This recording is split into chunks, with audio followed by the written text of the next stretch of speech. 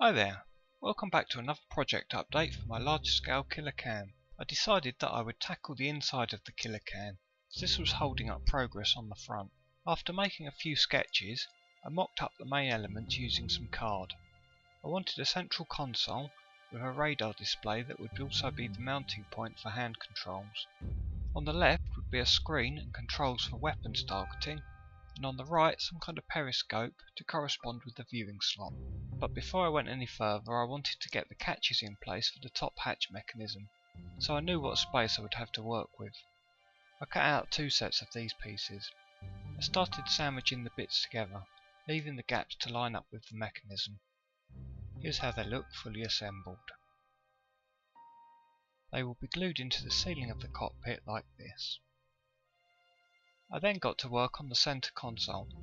Making things tricky for myself, I of course added lots of different angles.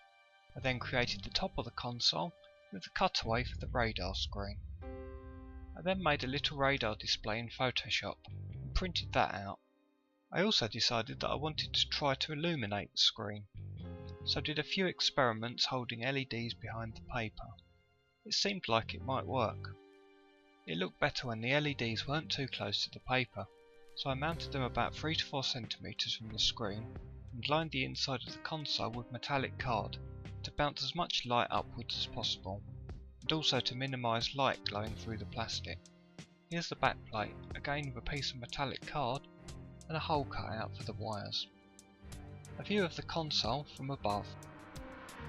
I then cut out 6 strips of plastic card. The first 2 of these strips were positioned in the gap at the front of the can. They are spaced to line up with the sides of the console pedestal. I then glued some square strips to the back of the console. The console can then be slotted between the uprights, where it is just tight enough to hold it in place. This means I'll have access to the LEDs and wiring should I ever need it. I then bent some tubing to act as a conduit for the wires down into the battery compartment.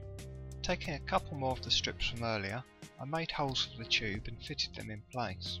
I then added a few random horizontal pieces between the uprights, hopefully giving the impression of some structure and reinforcement.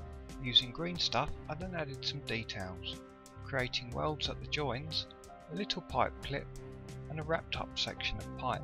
I then added the uprights and horizontals to the other side, and detailed the centre console, adding bits of various sized plastic rod for buttons and rivets.